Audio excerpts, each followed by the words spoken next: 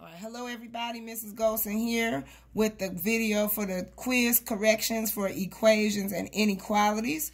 Let's just jump right into it. Make sure you have your correction form and that you are filling out the correction form properly. One question that will change on the correction form is instead of the question, what mistake did I make? You are now going to answer the question of what is most important to remember when solving this problem. So let's start with the first part. So we have to read. It says, identify the two if-then moves used for each equation, then solve the equation using if-then moves. So students had a little piece of paper stapled to their quiz, but I'm just going to do this on 3 different pieces of paper. All right, so let's look at equation number 1. We've got negative 2c plus 7 equals 19. I can look at this equation and remember I am doing the inverse operation. I am doing the opposite of what I see. So I see addition here and I see multiplication here. So my 2 if-then moves that I'm going to use are to subtract 7.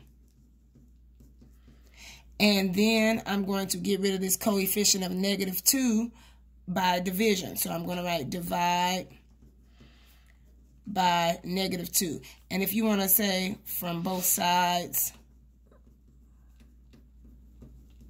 and then divide by 2 on both sides.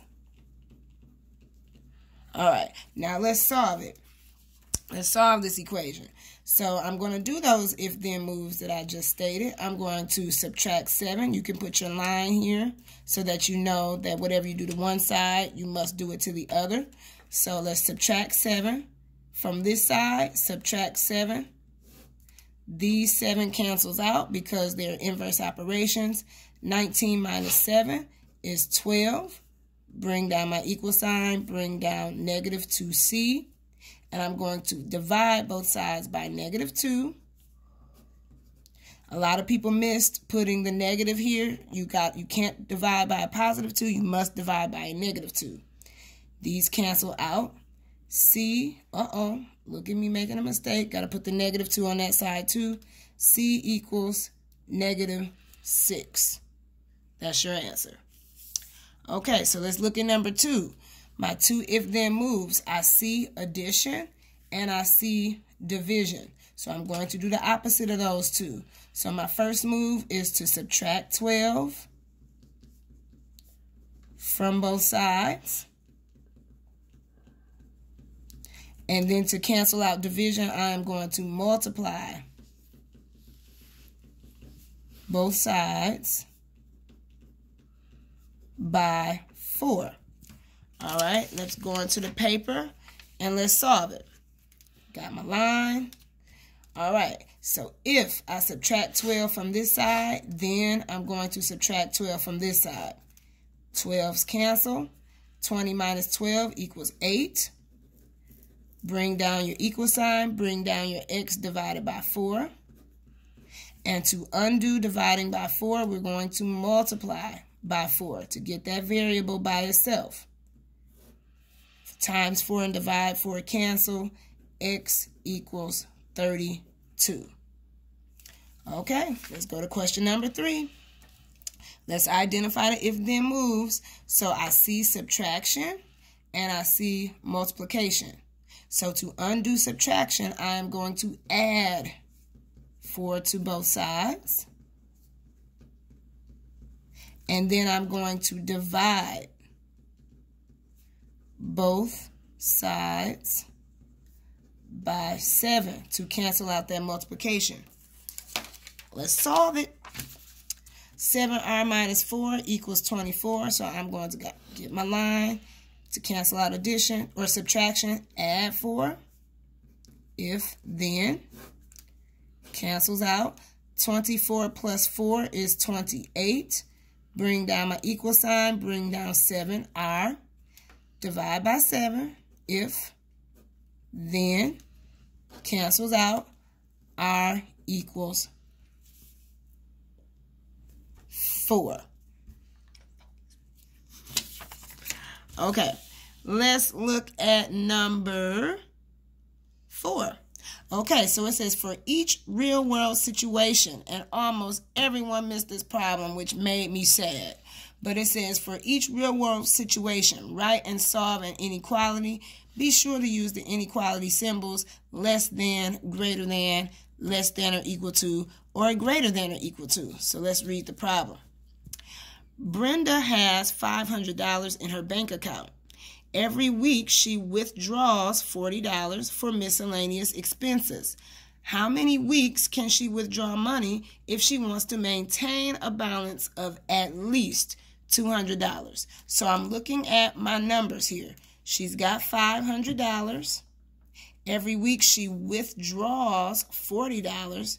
That word withdraws means that she's taking out, so that's going to be a negative 40. And it says, how many weeks can she withdraw money if she wants to maintain a balance of at least $200? So I got to think, if my equation is in px plus q equals r form, and I know negative 40 is my coefficient because she is taking this money out every week, so that means it's happening over and over again, my expression is going to be negative 40 W, because W is for how many weeks, because the weeks is unknown. Let me put that there, defining my variable. So negative 40 W plus 500, and it says at least. So since she wants to have at least $200, that means she can have $200 or more. So this stuff has to be greater than or equal to 200. Now let's solve it. Okay, so let's just go through the pieces. Withdrawing $40 every week plus the $500 she has to be greater than or equal to $200. Let's solve. I see addition, subtract. So I'm going to subtract 500, put my line, subtract 500. These cancel out. 200 minus 500 is negative 300. Bring down your symbol. And negative 40W. So right now, negative 40W is greater than or equal to negative 300. Now, this is the part that almost everyone missed. Okay? When you are dividing by a negative, this inequality symbol reverses. We've proven that on our inequalities lesson when we had the number cubes and we were rolling them. So let's divide by negative 40. If, then, cancels out. W, we're going to flip this symbol. So now it is less than or equal to. We got a negative divided by a negative. That will be positive. So I need to see how many times 40 goes into 300. So I think this will be, let's see, 7. Because it can't go into 3, can't go into 30. 40 times 7 is 280. Subtract.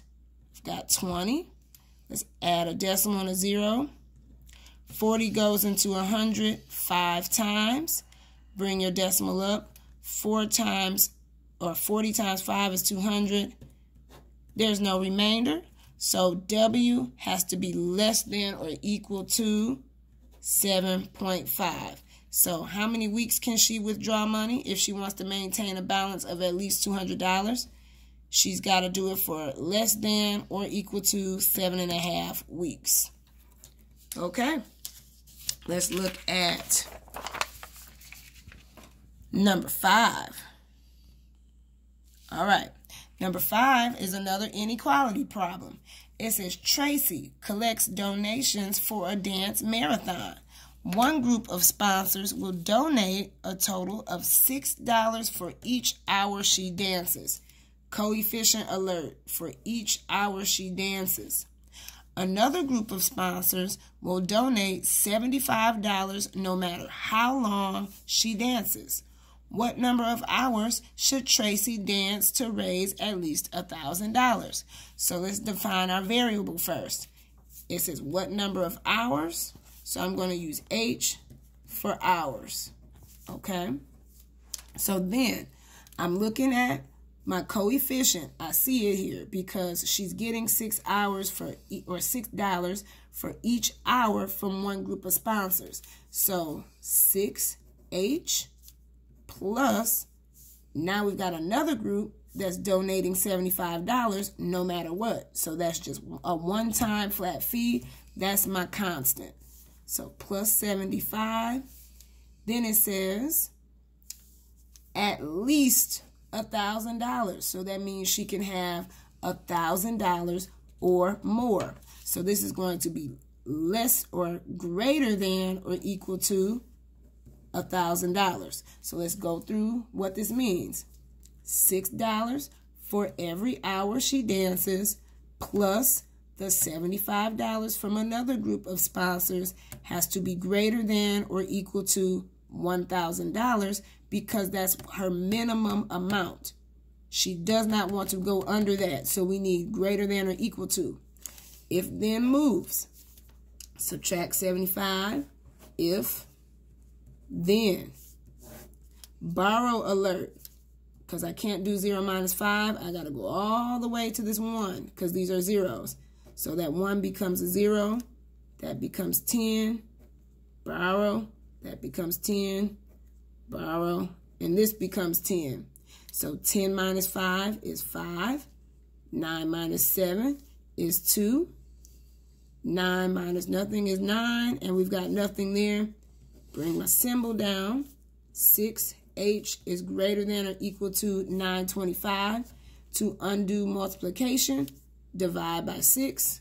If, then, let's see what's 925 divided by 6 is. Here's my scratch work. 6 going into 925. How many 6s are in 9? 1. 6 times 1, 6. Subtract 3. Bring down the 2. How many 6s are in 32? Well, there's 5 of them. 6 times 5, 30. Subtract. We get 2. Bring down the 5. 6s in 25. Well, there's 4 of those. 6 times 4 is 24. Subtract. We get 1. We'll add a decimal, a 0. Bring that down. 6s in 10. Bring my decimal up. There's 1 6 in 10. 6 times 1 is 6. Subtract. We get 4. Looks like we're going to have a decimal that keeps going for a while. 6 goes into 40. Let's say that is 6 times, because 6 times 6 is 36. So it looks like we're going to keep getting a remainder of 4. So I'm just going to go up here and say that H equals 154.16 hours. So that's how long Tracy must dance to get the $1,000 she wants. This one had a lot of steps with it. Okay, let's look at number 6 and 7. All right. Now this one was on in your workbook. You could have copied straight from your workbook to get this problem, but let's do it. So it says, when working with inequalities, what actions will preserve the inequality symbol? Preserve means keep the same. So we could have looked in our books and said, what actions are going to keep inequality symbols the same? Well, there's 2 of them. The first one is adding and subtracting rational numbers. So it doesn't the number doesn't have to be positive or negative. It could just be any number. Okay. And then the second action is multiplying both sides by a positive number. So those 2 actions will keep the inequality symbol the same. Now, number 7 says, when working with inequalities, what actions will reverse the inequality symbol? Reverse means flip around. Just like in Uno, just like in the cha-cha slide, reverse, you turn it around. So, 2 actions that do that. The first one is multiplying by negatives. And, of course, the second one is multiplication's opposite, dividing. Did I spell that right? D-I-V-I-D. Yep, dividing by negatives. Okay, and last question. Number 8. Sanaa plants a tree that is 4 feet tall. The tree is expected to grow a ½ foot each month. Sanaa wants to know after how many months, M, she can expect the tree to be at least 10 feet tall. So we've got a multiple choice question here. And a lot of instances, I saw that students just circled a choice, but they didn't use the space over here to provide some proof. So let's write an inequality and solve it and see which graph best represents the solutions. So let's look at her tree. Her tree is 4 feet tall. The tree is expected to grow a ½ foot each month. I know that's my coefficient. Okay, M is my variable, and that stands for months. So I'm just going to write M equals months. And it says the tree is 4 feet tall. So currently that is how tall the tree is. And we're expecting it to grow more. So this 4 feet is our constant. And then it says at least 10 feet. So at least means she wants it to be 10 feet or more. So here's our inequality. 1/2 M. A half each month, plus the 4 feet that the tree has already grown, and that needs to be greater than or equal to 10. Let's go back through this again. The tree is growing a ½ foot every month, plus the 4 feet that the tree has already grown.